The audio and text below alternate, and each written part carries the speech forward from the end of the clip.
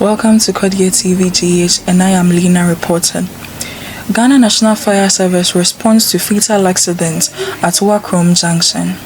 At about 2:45 p.m. on Monday, September 15, 2025, the rescue team from the Central Region Headquarters of Ghana of the Ghana National Fire Service was dispatched to the stress accident call at Wakrom Junction near Yamaranta on the Cape Coast Highway. The team arrived at 2:59 p.m. to find a collision between a DAF truck with number AW954813 loaded with 700 bags of rice and a Toyota Hiace passenger vehicle of number GC972821. Upon arrival, the Ghana National Fire Service rescuers swiftly commenced operations, extricating 5 victims from the wreckage. Sadly, 4 were pronounced dead at the hospital, while 1 critically injured. Victim is receiving treatment. 12 passengers were rescued and rushed to the hospital before the Ghana National Fire Service rescue team arrived at the scene, and 1 later confirmed dead. The driver and mate of the DAF truck escaped unhurt. In all, the crash has resulted in 17 casualties, 5 confirmed dead and 12 injured, but receiving treatment at the hospital. This incident caused heavy traffic on a busy highway as emergency services worked tirelessly to save victims and clear the scene. Motorists playing that stretched are advised to be extra cautious. Eye ni emekaye wo chase aba akan kasa mu a say eye akwanhia bi ekoso ewo mfimfin mantan mu a krobi a yefre no Wakrom.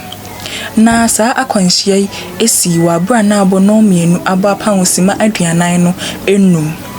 Na odumjafo ekopie biaye honom.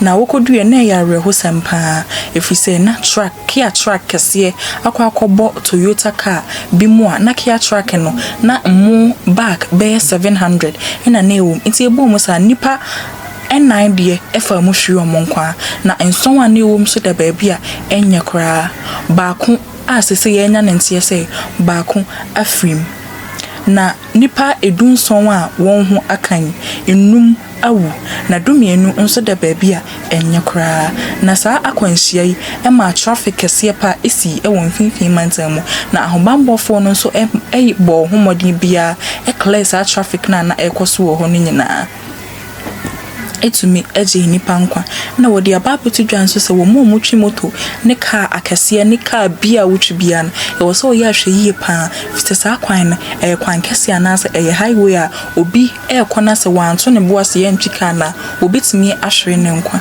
medamo se ha ye Kodia TV GH me a media mani boy brem medin Lena mepa mo show mon subscribe na mon share na mon comment we video yes medamo se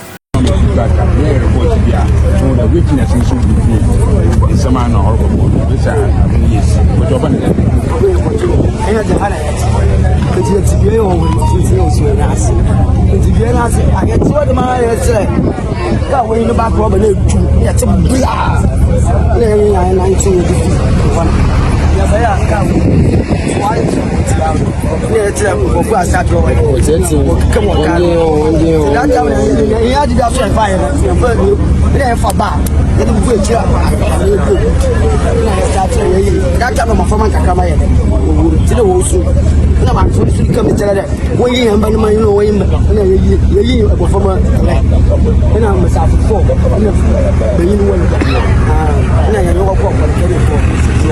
That's so nice. In this case,